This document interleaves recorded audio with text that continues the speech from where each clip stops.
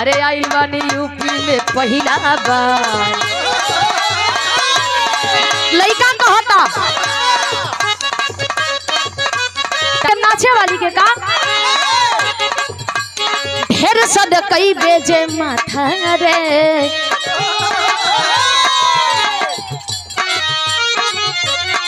कहे लड़का अरे ढेर सद कही बेजे माथा रे छतिए पत्ता में देव काटा रे ले दो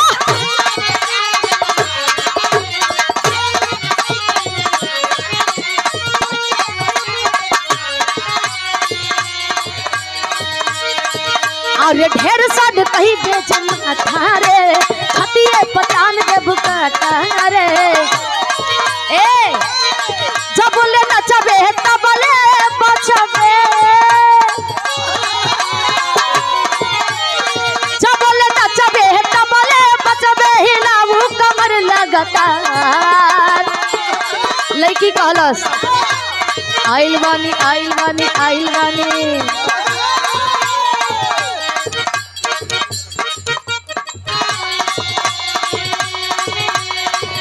अरे ढेर सन कही बेजे माथा रे छतिए पतान देव काटा रे ए जब बोले नचबे तब बोले बचबे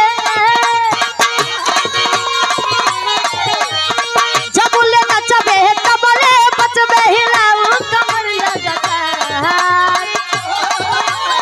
लड़की कहतिया ए आइल बानी आइल बानी आइल बानी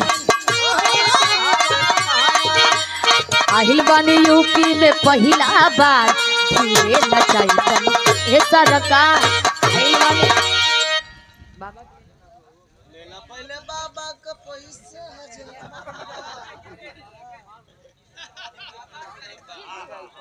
अच्छे लाल चमार लड़की के चाचा 100 रुपया दे के सम्मान के लिए बनी और दादा की ओर से 100 रुपया बा बहुत बहुत धन्यवाद बा। कहे का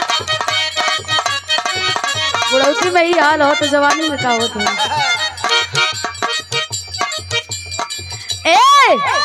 आहिल बानी यूपी में कई बार लेकिन यही जा पहला बार आज बनी आहिल बानी यही जा हम पहला बार नचाई कभी ए सरकार ए तबे तबले बचबे जब बोले नचबे तबले बचबे हिलाऊ कमर लगातार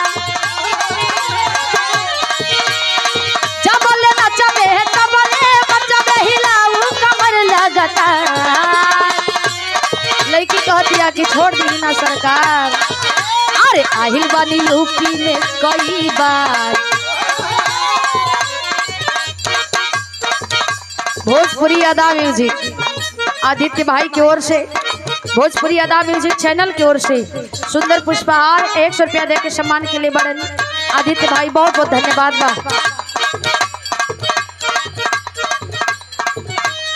अब तो खाता खुल गई सभी के देवे की पड़ी कहे आहिल बानी यही जा हम पहिला बार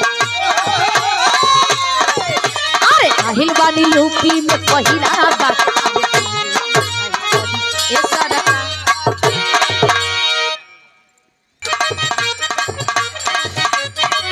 100 रुपया दे के सम्मान के लिए बनी पुनः बहुत बहुत धन्यवाद बा। अरे जब बोले नचबे तब बोले बचबे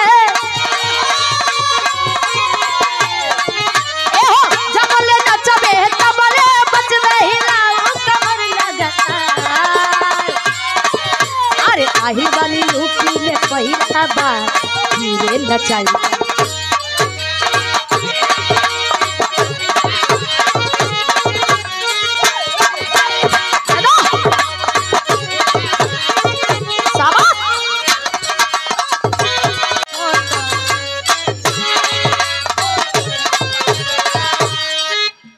जब ते हंसे तब बगिया में फूल झरेला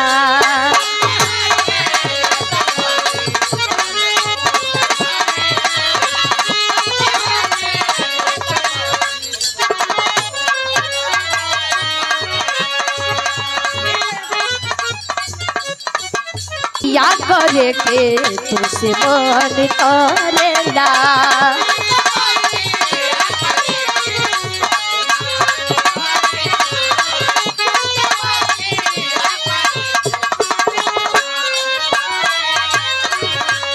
मधुओ से मीठ तोर बोलिया रे, अरे गलिया से बलिया ठिकलिया रे, अरे गलिया से बलिया ठिकलिया रे।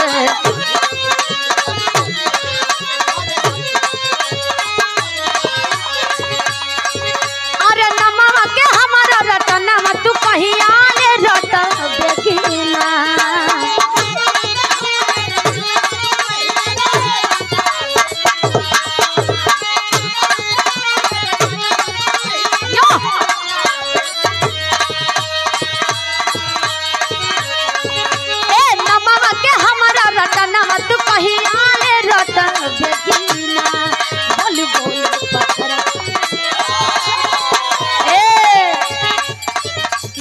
बोल रे पतरा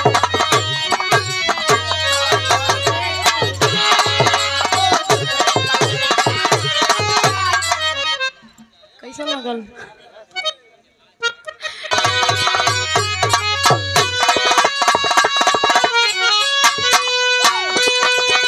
आर केहू का बनाई जी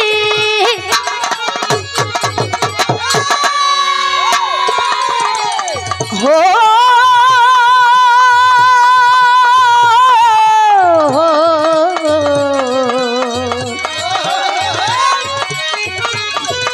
आर केहू का बनाई जी, केहू का बनाई जी।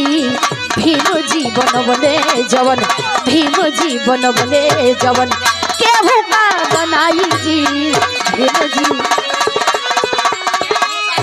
यो